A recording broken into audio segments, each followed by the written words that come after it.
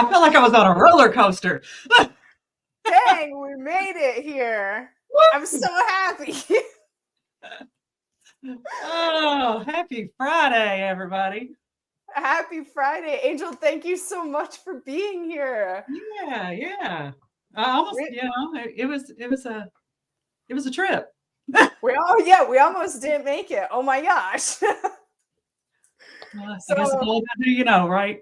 So, guys, before anything else, huge shout out to Chris James for getting us here. Thank you, Chris. Thank you, Mr. James. Oh my goodness. Guys, if that was not the epitome of doing something under pressure, I don't know what is. I don't know. That was awesome. That was a whole learning curve right there. And Angel's the one that took most of that on. So for anyone who doesn't know, I am not tech savvy. And Jesse has left me in charge for the day. So God bless us here. Yeah. Well, we weren't going to fail. Chris wouldn't let us fail. So he got us here. Having good mentors is very important. Right. That's right. So let's just kick it off. We have a couple announcements before we get into anything today. We do have book club coming up, guys. Next week, we're going to be starting a new book, and we will be wrapping up our current book. So our current book is The 4 Maps of Happy, Successful People. We're doing part 2. If you're not in book club and you want to be in book club, come hang out with us. If you're worried about not having the book ready, get your book now. The next book is The Power of the Subconscious Mind. And that is going to be an amazing book. It's by Joseph Murphy. Nice. Now that's one I haven't read. So yeah. Also just wanted to let everybody know that we have a really, really great community going on. The Revote community. I know some of you, I can see some of you I know are very familiar with it already. You're already in there doing your thing. But it's a great mentorship program. And I want to say it's really unique simply because I've been through a lot of coaching programs, mentorship programs, and this one, you actually get to interact and hands-on learn, and you've got direct access to everybody who matters, right? So everybody in the community kind of pitches in to help everybody else, and we're showing people like how to really move their business forward. It's not just about learning to wholesale or things like that. It touches on anything in your business that you can need help on. So that's where my concentration's been for the last couple of weeks, and it's going great. We've had our first success story. Had a couple of members who were taking their first fix and flip down. They had to raise capital, so they actually did a pitch deck, and it was absolutely gorgeous. Got it out there and raised over $100,000 the first day. Yes. I mean, that's kind of unheard of, especially for people that are new to it. That's kind of unheard of. So these ladies hustled, and so yeah, it was great. And I hope that we're going to see many more of those success stories as we go along. And, the greatest part is you can get in for like the cost of a steak dinner. So anybody who's interested, looking to up their game and get to that next level, check out the REI Vote community, Revote. We'd love to have you. Beautiful. So that touches a lot on getting through the pressure points, does it not? Like a lot of the things that you have to do within these businesses is pushing through something that makes you uncomfortable. And that's kind of what I wanted to hit on today, because Angel, you and I go back to Tom, the Tribe of Millionaires. Yes. And if that is not pushing through something uncomfortable, I'll put all my pennies in a bundle. I think, Carlin, you know this because we read this book together. We reviewed it together in book club. But that one book, and I'm sure people have heard me say this before, because anytime it comes up, I've never read another book in my life that had resonated with me like that book did. It was almost like the whisper, that I needed. Some of those things that I already knew were going on inside of me. As I went through that book, those things totally resonated with me. I don't even know if I can put it into words actually. But, it talks about some of the powerful effects in the book that really, really can change your life. And one of those, one of the first effects is obviously the people around you. And that's kind of where I feel like it started for me and how we met, to kind of segue into how we met. Um, you guys, I said this, what is it, over a year ago, probably, Carlin, that you were my tribe. You and a couple other people, you guys were my tribe of millionaires. And just so you guys know, I wish I could change my background on StreamYard. Carlin actually painted a very unique picture of Tribe of Millionaires, which I still have to this day, by the way, and I use it for everything. But look, we're over a year later, and here we are, and we are truly going to be our Tribe of Millionaires that I feel like I birthed over a year ago, right? I mean, so I could go on about the Tribe of Millionaires and how that book resonated and how it was like just like the premonition of my life to come. And I hope if any of you have not read that book, I just highly encourage it because it can be a game changer. Maybe we'll circle back around and do that one for book club again soon, because truly having a group of people who are there to cheer you on and push you through some of the hardest points. And truly, entrepreneurship is not for the faint of heart. It's not something you just wake up and you're like, going to be an entrepreneur today. Like it is. It hurts. It hurts. It's dedication. It's having the people, having my angel over here telling me it's okay to just push through one more day. You've got this. It might suck today, but tomorrow is going to be better. Yeah, and that's it. I mean, I think most people can equate failure to inconsistency. Mm-hmm. Okay, because if you're truly consistent over time, it doesn't happen overnight, but over time, you're going to see yourself growing and growing in ways you never thought you would if you're consistent. And that was a real struggle for me when I first, put the blinders on and said, okay, this is the way that I'm going to go and stay that path consistently every day. It's painful. It's painful. And some days you just don't want to do it. But that, that's where having that tribe of millionaires, having those people that are accountable, those 5 influential people in your life, that all ties together. Those are all effects of moving toward that millionaire mentality, right? So if you're around the right people, they're going to help you stay consistent. And consistency is where you find the win, the true win. And I don't just mean in money. I know you journal. I love to journal. And I'd recently told we'd actually talked about this. I had went back in January to look at my January before. I always like to go back and read and see, all the goals that I set out and what I read, what I wrote out, things that I wanted to accomplish, personal things, growth areas, areas where I wanted to grow. And I found so many things that I kind of forgot I wrote down, to be quite honest with you. As I went a little further into the year, I was like, oh, I forgot I even set that as a goal, but I did it. You almost forget those wins too, because you start to have a lot more of them. And that, in my experience anyway, the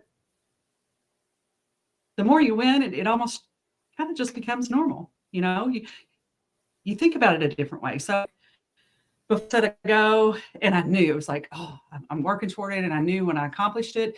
But at some point you start to set so many goals and it's almost manageable. So it just becomes a part of whatever you're doing daily. And you almost don't realize when you hit it and moved on to something bigger, and I kind of, as I read through my 2023, I discovered that I was like, damn, I did a lot more than I thought I did. Right. So it was really nice. It was a great learning year for me. I learned a lot personally. I had to overcome a lot of things. I know you did. I mean, I know we spent some time on the phone on several occasions, whether it was you or me talking through some rough patches. And, so that's all a part of it. You've got to get your mindset right and you got to learn how to fail forward. that was one of my biggest hurdles, was not beating myself up so much.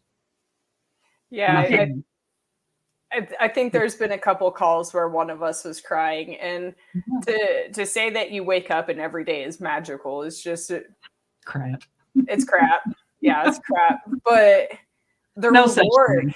yeah, the reward at the end is worth it. Like you wake up at the end of the day, you've got amazing people that are there to support you. You can look back in your journal and see all of the progress you've made, guys. I'll say it once and I'll say it again. I cannot stress enough how important it is to document things, because if I didn't have my journal, if Angel didn't have her journal, you wouldn't have the opportunity to look back and reflect and say, you know what? I did make progress. I did make it through some hard things. I did make it through some hard feelings, some hard goals, some hard objectives.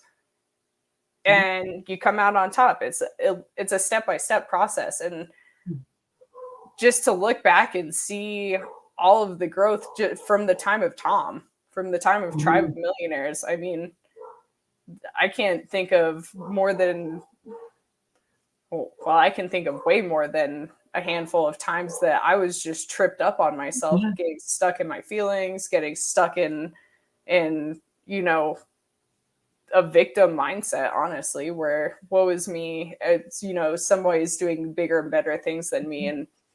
And without the journal and without the people around me, I never would have made it through those hard pressure moments. Well, another unique thing that I found as I was reading was the way in which I was writing.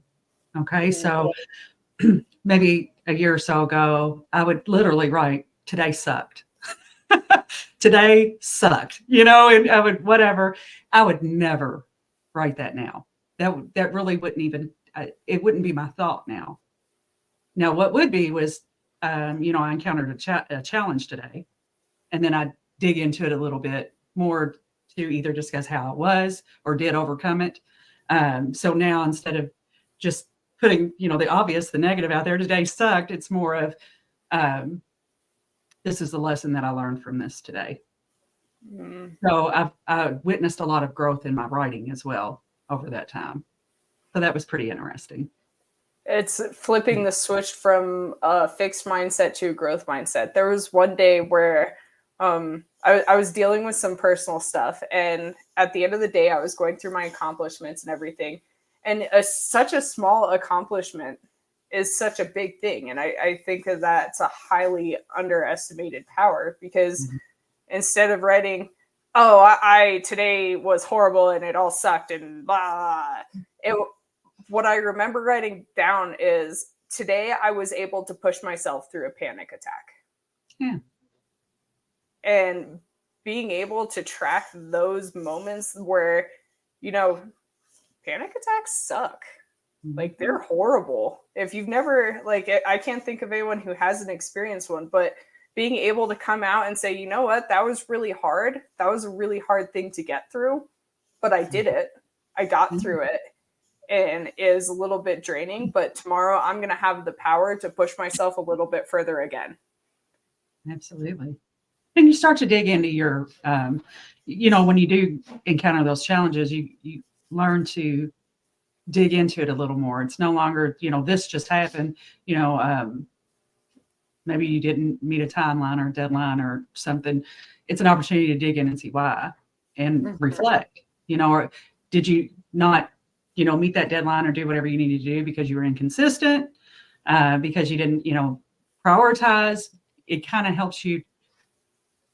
I definitely had a few clear faults in some of the things that I did. So it kind of helped me to identify why they were faults at that point. You know, what was it that kept me from meeting the mark every time? So it kind of helped me to work through those and improve and learn where I needed to be more consistent, and, you know, help me to kind of build my goals each month too, because I have, you know, I do monthly goals. So, you know, it's, I really just can't, if you could do yourself one favor this year, if you're not doing it now, it's journaling. Even if you just take a minute to do 5 sentences. You know, today was great, or today I experienced this, I ran into this challenge. you finally realize for whatever reason, maybe you started a new job, a new process, whatever that looks like. You figure out that you're maybe not so good at it, or maybe you find out that you're really great at something. If you're not documenting and journaling those things, they're going to get lost. They're going to get lost. And as I went back through anyway, I made a ton of new notes for this year based on some of the stuff that I went back and read, things that I didn't maybe meet the mark on, but I kind of forgot about it or let it go to the wayside until I read about it again. So now they are part of my monthly goals. So, Yeah. It helps in that respect too. Yeah, keeping things resurfaced and fresh. Yeah. With the book we're working on in book club right now, the 4 Maps of Happy, Successful People, one of the things that they have you do at the bottom, or one of the things the author has you do, is create the map with the challenges and then with what you're going to accomplish for the day. And I think it's really neat because you're supposed to do these maps every day. And at the bottom, you sign and date your name like you would. I mean, Angel, you're at TC. How important is a signature and a date on a contract? Oh, well, you better hope it's there if you're lawyering up, right? Yeah, exactly. So you're basically creating a legal agreement with yourself that you're going to have some hard things and you're going to overcome some hard things today. And the next day, you can go back and look at it, reflect on it, see what you were able to do, what you might not have been able to do, and what you need to change in the day to be able to accomplish what you weren't able to prior to. Now, I haven't read that book, and that sounds really interesting. So you're mapping this out daily. Daily. Okay. Are you picking like one particular thing to map a day? So he has you do there's 4 maps, like they say in the title. There's 4 maps. I'd have to get my book out because my brain's drawing a blank right now, obviously.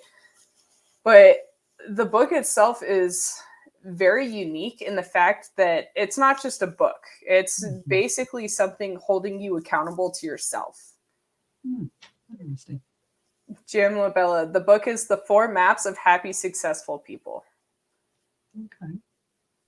It is such a fabulous book. And the fact that you have to hold yourself accountable, and it creates a habit too. You're creating a habit for yourself, which is where the success comes into play. Because if you start something and then you just stop doing it and you sit there and wonder why, were you consistent? So you're legally binding yourself to your journal to create these habits that are in result going to help you create your success. Well, I might have to grab that book and join on Friday night. That sounds interesting.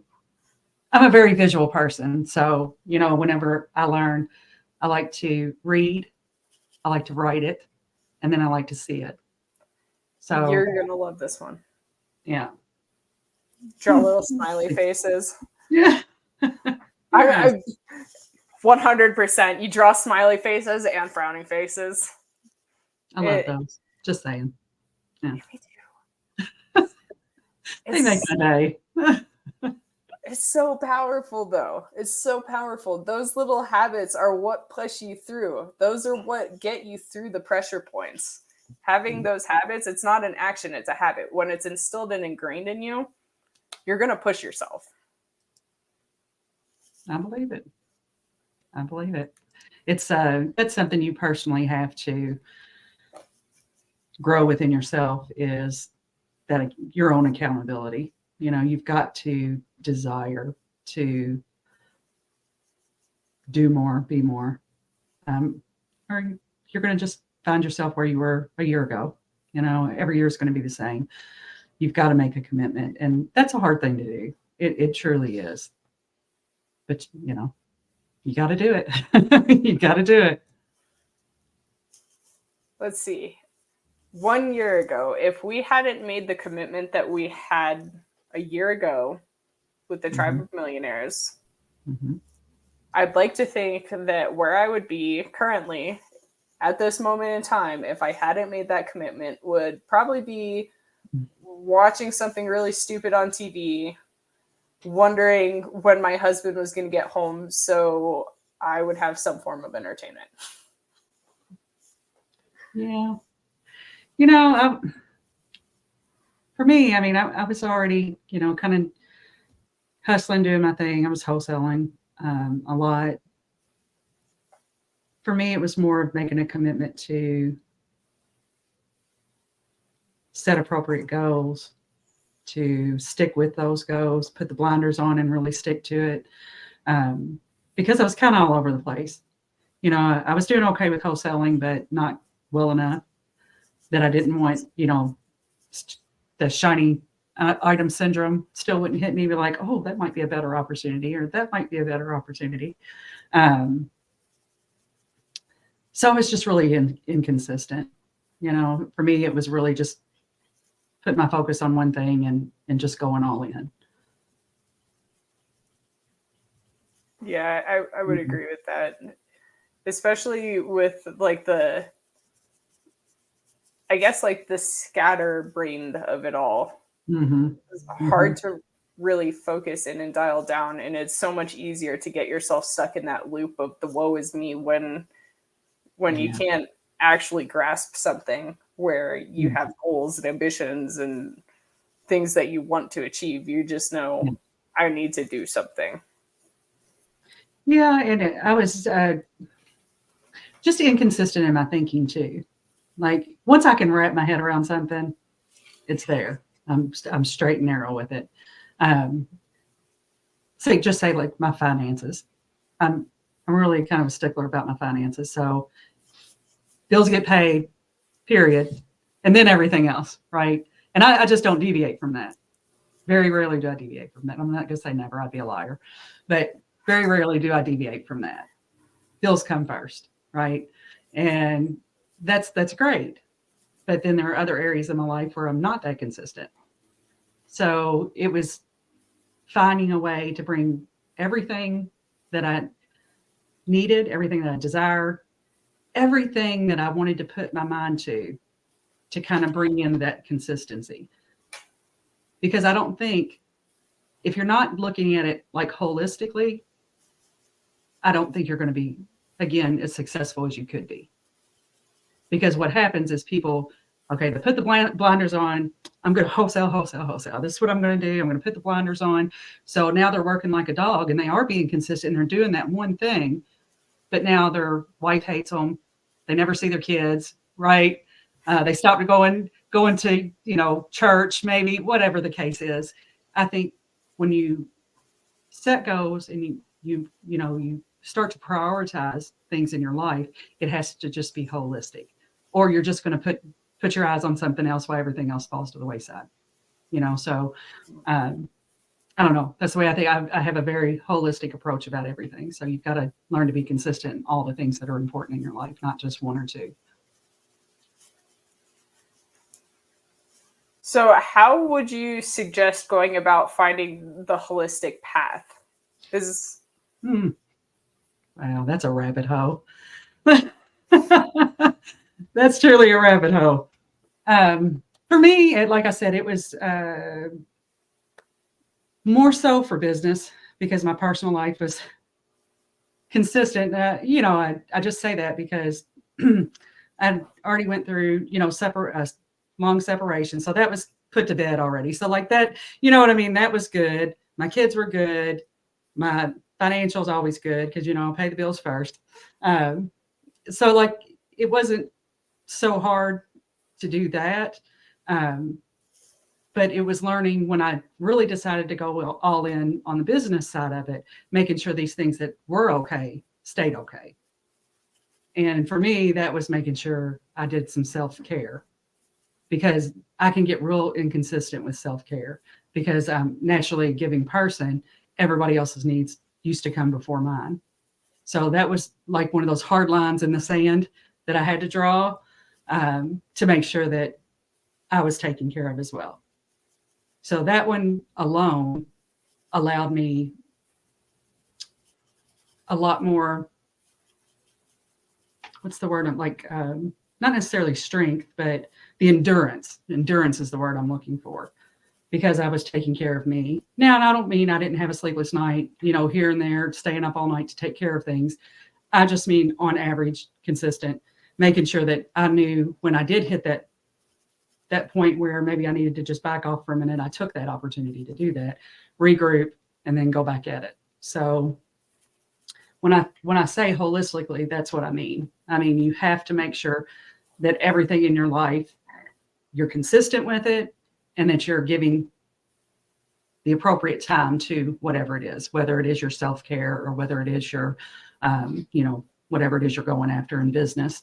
All those things you have to, your children, your families, whatever is important to you, you have to give everything equal time. And I don't mean, I'm not talking splitting hours on the clock here, guys. But what I mean is, with your family, you don't have to, spend 4 hours with your wife and your kids every night. That's not what I mean. What I mean is when you do spend time with them, it's quality time and you're giving them all of you.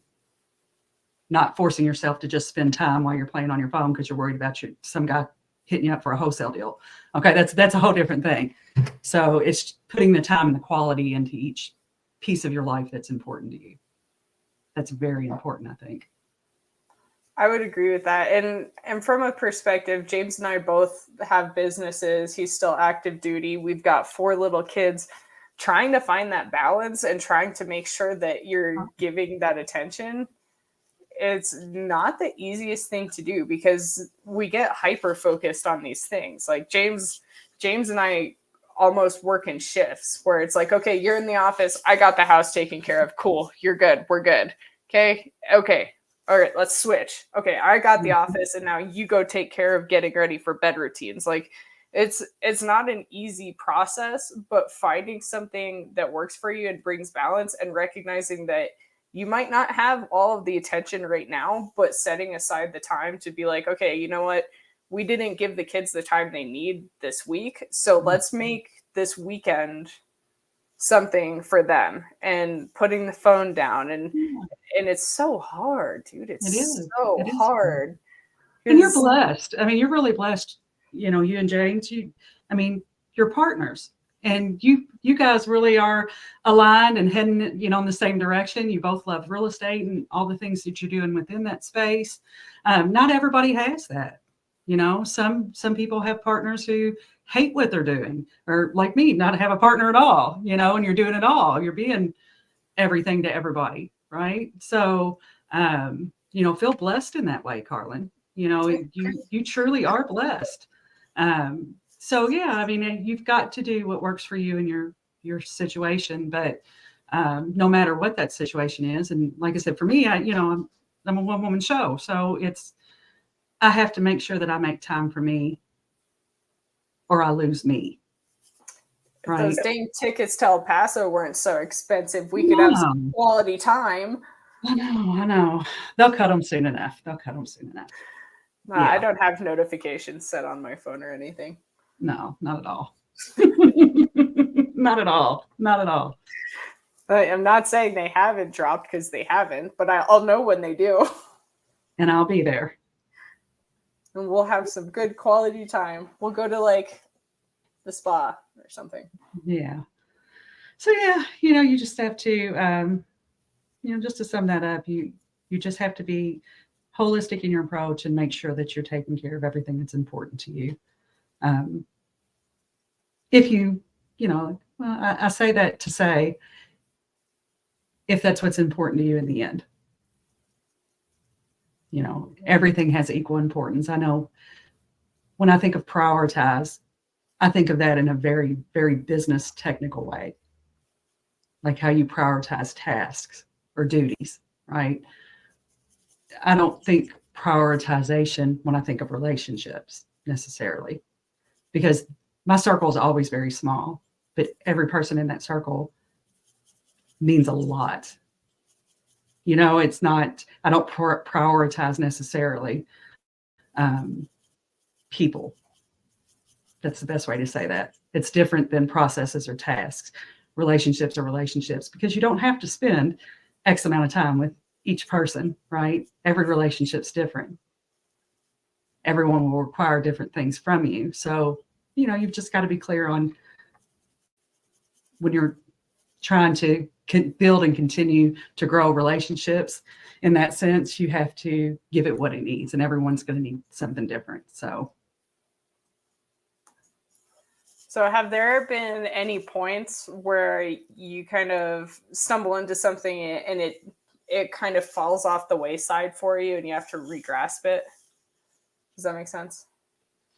no, rephrase. Like, okay, rephrase. Rephrase. Like for me, there have been times where I catch myself slipping, and I have to stop and regroup and recognize, oh, you know what, my kids aren't getting the appropriate time they need. Okay, my kids are starting to act out. That's especially I could tell when I'm, glued to my computer too much because my kids start fighting, they start yelling at each other, right? And I have to pull myself and be like, okay, I need to redirect. My kids need my attention. I need to put my phone down. Let's go get an ice cream from McDonald's or something. Like, have you ever caught yourself pulling back on relationships and needing to redirect that attention? Absolutely. And that goes in both ways. I can recognize when I've not put in what I needed to put in, or when I've put in more than I should have put in. That's a big one. So, I mean, I have to think, kind of regroup all the time. Just my kids. I mean, luckily my kids are a little older now. They're, after 14, I'm just going to say they're grown. They think they are anyway. Right. So a lot of times my kids will bring to my attention now that I haven't been doing something, or when was the last time you ate, or when was, the last time you did whatever. Because you do, when you're driven, you do tend to, put the blinders on sometimes, and you forget to do just menial tasks throughout the day. I went a whole day with it, just not even thinking about eating or anything, because you're so involved in what you're doing. But I would say, Carlin, that's one good thing about surrounding yourself with good people. And, I'm not going to name them, but I do have 5 very influential people in my life. And one of those people is my son, actually. My son is one of those people that will call me out in a minute. I mean, instantly. If I haven't done something I said I was going to do, because he knows how important goals are to me, and he'll call me out in a minute. Absolutely. And that's the importance of having those kind of people in your life. Right. I would 100% agree. Without I have my 5 people too. And without those 5 people, especially you being one of them, I know I know what I'm slipping, because the people around me let me know I'm slipping. Absolutely. And I think it is so undervalued to have those people in your life. Oh, you know what? Those are just my friends. Get some better friends. Yeah. Get some friends that are going to tell you, hey, you're fucking up. Yeah, absolutely. You need to get back on track because you said you were going to do this and you didn't. Yeah. It's not to say that's a bad thing. They're not being dicks. It's saying, hey, what's going on here? I care about you, and I want you to do what you said you were going to do, right? Yeah, I mean, it's like, what is it? There's someone in my life that used to say your word is your bond. Yeah. And it used to drive me nuts because it's like, yeah, but your word is like really not great with the people that you're bonding your word to. But as a different context, like having that mentality with the people around you is so pivotal for being able to get through the pressure points. Because if something's hard, I mean, take starting the podcast today, for example. It was like, I sent Jesse a text. I was like, hey, I don't know. He's like, well, what are you going to do? Like, I don't know. I'll figure it out. And we did. That was a pressure point. How. Yeah, that was 100% a pressure point. Trying to figure out something I didn't want to figure out, but B, I didn't know how to figure out. I mean, granted, it all stems back to the who, not how concept. Again, thank you, Chris. Yes. But without you guys in my life saying, hey, what are you going to do? how are you going to Mhm. solve this problem? I And probably you know, wouldn't be sometimes able you to. don't know how to solve that problem, right? I have those all the time. I'm like, I need your help. I don't understand. Help me wrap this around my head, you know? And if you're around a bunch of people who aren't thinking like you, aren't doing the same things that you're doing or trying to do, you're probably not going to get any help, not the help that you need anyway. So again, you know, it's just so important to surround yourself with the right people, the people that are going to help you, because we all fall short. We all fail forward, hopefully. Well, we all fail most of the time. I hope it's forward. Um, so yeah, I mean, I don't think there's a single more important thing than keeping stock of the people around you. And if you got to change them out, you got to change them out. May come a time that happens too, you know, if they're no longer pushing you or um, helping you be your best, and you in turn helping them be their best, then, you know, might be time for a new circle too. So that's something you just should always be mindful of. I think that is one of the hardest things to do is recognize when it's time to let a relationship go. Yeah, absolutely. Absolutely. Um, I don't know. I don't, I'm going to have to be an onlooker in that conversation, Carlin, because I don't necessarily say this in the most positive way, but my cutoff game is strong. That's an area I don't fall short in. um, if you know, if it's not, it doesn't need to be there. It's gone, and let it go, detach, and move on. And you should, right? Most people can't, but you should. But that came from years of learning, you know, and growing and all that stuff. But you have to learn to detach. That's the baggage that everybody talks about. And I don't just mean like, you know, regular romantic relationships, just any relationship, friendship, business, partnership, all those things. You've got to learn how to move on when it's time to move on, because you'll start to carry baggage, and And it baggage makes for bad situations in the future, right? makes for panic attacks. Yeah, you're right, and a lot of people deal with that. You know, you got to learn how to pack it away, move it on, send it on down the line. Yeah. Well, I'm glad I've stayed in your circle. I'm glad I've remained in my position. I don't mean that in a bad way at all. No, I I really know. do. Yeah, and but you know what? There are things. I mean, you think about it. Um, we'll just take personal relationships.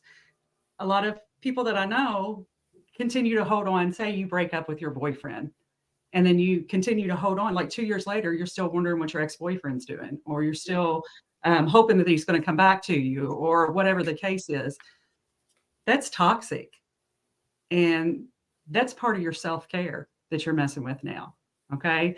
Because that's just baggage that you're taking around with you every day of your life. You've got to learn to let those things go to make room for new things. Because the truth of the matter is you can never make room for new people, new ideals, new goals if you're just letting those old ones linger that aren't serving you at all in any way. You've got to learn how to detach and let those go to make room for all the good things that you should be experiencing and doing. It's interesting you say that. So, a couple years ago, we had a cat that suddenly passed away. I swear I'm going somewhere with this. My girls are in play therapy, just, to learn how to adapt and handle life situations. It's Nice. important. And one of the things the therapist said is almost to a T with that, because my daughter, my oldest, was having those resurfaced feelings. She was like, "Oh, I miss Tilly. I miss her. She was such a good cat." And like left field, Lilith goes, "Yeah, but Miss Shanna said that we have to let those hard feelings go so we can create new good feelings." So smart. And it was just one of those things I was like, And absolutely right. Kudos to that psychologist. That's absolutely right. You cannot, you never open yourself up for those things if you're always carrying baggage with you, whether that's person, places. I mean, sometimes people, move and, like stay homesick. That's how the word homesick, came about because you have that longing and that desire to go back all the time. You just can't get over the fact that no other place can be your comfort place but home, that home that you're no longer at. You've got to learn to detach from that. Anybody, I can't imagine there's not one person right now watching this podcast that can't say, looking back on something, some event in their life, especially a negative event, and maybe at that time they thought they were never going to get through it. They look back now and they're like, shit, I should have let that shit go a long time ago. Or a lot sooner than I did, right? That was heavy. Oh my gosh. So, woo, damn, I feel better, right? So, you have to learn when you're going through bad things like that in the moment. It's just a lesson. So the quicker you can figure out what that lesson is, the quicker you're going to get over it and move on to something better. But if you don't deal with it, then you're never going to move on, truly. And it's going to impact future relationships, future moves, whatever it is that you're doing, future businesses. So I think that's where the bad pressure comes into play. Like I would say there's good pressure and there's bad pressure. And when you're just holding on to all that heavy stuff, it just weighs you down. It's so exhausting. It's depressing. It creates anxiety. It creates tension. It basically spirals these thoughts in your head, like where you eventually devalue yourself because all of those things. Oh, well, what if I had done this? How come I couldn't have done this? What if I had done this instead? And those thoughts are something that you can take into context with both good and bad pressure, but just erasing, not necessarily erasing, acknowledging that there's bad pressure. Yeah. And then just letting it go. And it's easier said than done.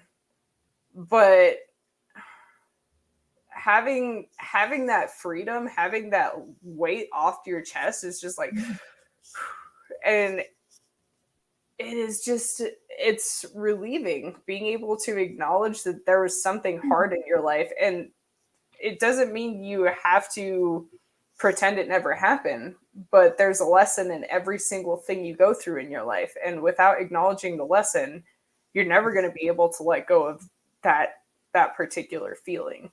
Yeah, just learning to take it one day at a time. Okay. Mm-hmm. So, when big life events happen, you're right. You're not going to get over it the next day, but the next day, from that day forward, take it one day at a time and detach what you can, pack away what you can, heal what you can each day, take a step toward it. And before you know it, it's gone. But you got to do it one day at a time, just like anything else, just like any other area of learning in your life. My mom used to tell me, if you can't take it one day at a time, take it 1 minute at a time. Yeah, absolutely. And thank you. But don't not do it. Yeah, don't not do it. Yeah, don't not do it. That's the thing. So, yeah, I got much further in my personal goals and desires, understanding how to navigate through those much earlier in my life. So luckily I've not had to backtrack in that area too much, but for me, the last couple of years have really just been learning how to take those life lessons that I already know and have learned and put them into the business side of things. So that's what I've concentrated on basically for the last year. That same consistency that I have like in relationships. Do I show up in business the way that I show up for my friends or family, right? Kind of making those segues from one area of life to another. It made me really strong in a lot of areas in business this year because, you know, they were already there. Like all the things I needed to know, they were already there. They were there, you know, innately inside of me already. I just hadn't applied the same principles in business as I had to personal areas of my life. So that really helped me. So I encourage people, you know, if you already have things, whether it's personal or business and vice versa, that you're very strong in, you know, I mean, I kind of put it bluntly, my cutoff game is strong, but it is. And that also, like when I thought about how can I apply that to business, it was, okay, so what are the things that I'm doing right now in business that don't serve me, that aren't giving me return, that aren't feeding me mentorship or, you know, whatever else, whatever that could apply to, what are those things that I need to cut out? And I did. You know, I just had to figure out a way. And I didn't. One thing I did this year, I won't get into the details of it, but, you know, it directly affected my money. But I knew that it was almost to the point where it was making me sick. You know, I just didn't even, just to think about doing it every day became nauseating to think about. And even though I knew my finances would be impacted if I cut that out, I knew I had to do it because it no longer served me because of the way it started to make me feel. So I did. January 1st, cut it off. I haven't looked back. And you know what? I mean, my biggest worry was, am I going to miss those finances, right? Because I love my finances. And I really thought that it would have a larger impact on me than it did. Now, there are times that I wish I still had that money coming in, but, you know, I didn't. And it's just a decision I made. It's no longer serving me. So I'm going to cut it and I'll deal with the consequences. I know that I'm going to be taken care of. I always have been, right? I've never ended up in a homeless shelter. I've never, you know, I'm going to, something's going to happen and I'm going to be able to take care of everything in my life I need to, whether I keep this in my life or I don't keep it in my life. I believe that truly. You're always going to be taken care of in one way or another. So, you know, just made the decision to do it and did it. And because of that, I've been able to bring in other things in my life that are so much more fruitful by letting that go, just not having the fear to cut it off.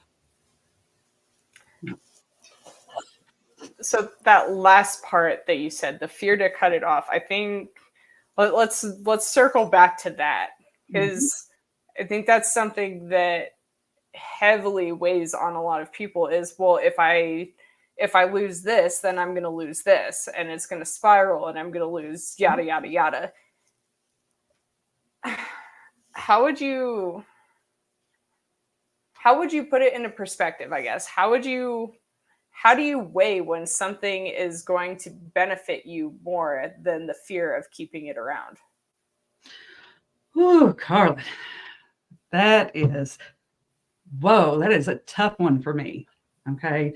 Because I'll be real honest. I really don't fear a lot of things in life. I just don't, but I fear not having money. Money has always been a sore spot for me. I grew up early childhood, not so much later on, but early childhood, we were very poor. Okay.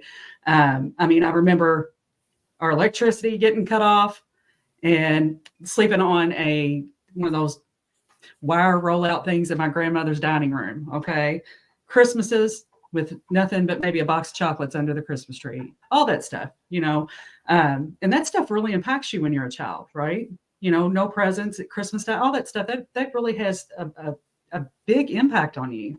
And probably one of the reasons that I was always a very driven person, because I was like, I'm never going back there again. Right. And I never did. My whole life financially, I mean, based on the goals I had at the time, I would say now that's not anywhere near where I want to be, but I was always taken care of. I always made a good income, always had nice things because I worked very hard for them. But most of you know, I separated from my husband 3 or 4 years ago now. I don't even know how long ago it was, but that was a big decision because I knew that I had to take care of everything from that point on. And not that he put that much in, but nonetheless, I was going to have to do it all. And that was one of the biggest decisions for me leaving him, was just to know that I was going to be taken care of. And I did. So I made that decision and I did it. And then a year later, I lost my job. So I found myself with no income, none at all. And all that fear, I'm talking major fear. Like, you want to talk about an anxiety attack, like, oh my freaking God, what am I going to do? Right? When you don't have money to pay your bills. I mean, you don't have money to feed your kids, you know? So that was like the most fear I've ever experienced in my life, was not having something to fall back on. Like that was it. There was nothing. The well was dry. There was nothing. And instead of falling apart, I used it to move me forward. You know, I kind of pulled from, I said this specifically when I was 18 years old and I left home, that I would never be back there again. And I meant those words. And never did I. So when I found myself in that position, I said, I will never be here again. And I've never looked back, and things have worked out pretty well. So sometimes you just got to face that fear head on and let it either eat you up or catapult you to the next step of your life. You know, the more successful step, hopefully. So for me, fear, I've learned, which I'm a little older than you, but I've learned over the years that there's really not anything to fear. You know, if you're getting up and you're staying consistent and you're moving toward your goals and you're doing all the things that you're supposed to be doing, it's going to work out. May not always work out in your own timing, you know, when you'd like to have it, when, you know, whenever you'd like to have it, all those things, but it will work out. And you just have to stay strong and consistent and push through. So, you know, fear is here. That's the only place it is. It's there. You know, and you've got to overcome that. I think the scariest decisions I've had to make in my life have been the most rewarding ones. The day I chose to be a single mom. Yeah. Without that decision, I wouldn't have my strong-willed daughter, and I never would have met James. Absolutely. And having to make those horrifying decisions, it's scary, and then it's almost like relieving. There's that feeling where you're just like, oh, this is okay. It's okay. It's okay to be scared. It's okay that this scares me. And it's okay that this is happening even with that feeling of fear. Because one thing I figured out is that feeling, that particular feeling, fear, that has been such a driving factor for so many things. It's become a personal game for me where I'm like, this makes me scared, so I'm going to do it. Yeah. Except for skydiving. I haven't done that yet. I'll have to share my video. What? Ah, yeah. So yeah, I mean, fear is simply a game in your mind, and you have to either decide to let it succumb or move forward. You know, I just try to tell myself whenever fear starts to well up about something, like, what's the worst thing that can happen? And I look back, and you know, I've had some pretty powerful life events over my time, and I made it through. You know, so what's really the worst thing that can happen? Just a little bit of discomfort, I'd say. Absolutely. So, you know, like, for me, the goal was to get comfortable with the uncomfortable, right? Because that's really all when you fear something, it's uncomfortable, right? That's that uncomfortable feeling, sometimes paralyzing for some people, depending on your level of fear. So if you can teach yourself how to be comfortable in the uncomfortable, fear shrinks a little bit. You know, you're still going to have it no matter what it is. You're still going to, I mean, even I like heights, but if I was to jump out of another plane, I'm still going to have that fear. You know, that fear is just going to be there, but it's manageable. And that's what you have to do with fear, is just make it manageable, because everybody's going to have it. You're all going to experience it. You have to learn to manage it. That's all. Yeah. Bob said, embrace the suck. Yep. Bob, your military showing. I'm with you, Bob. Yeah.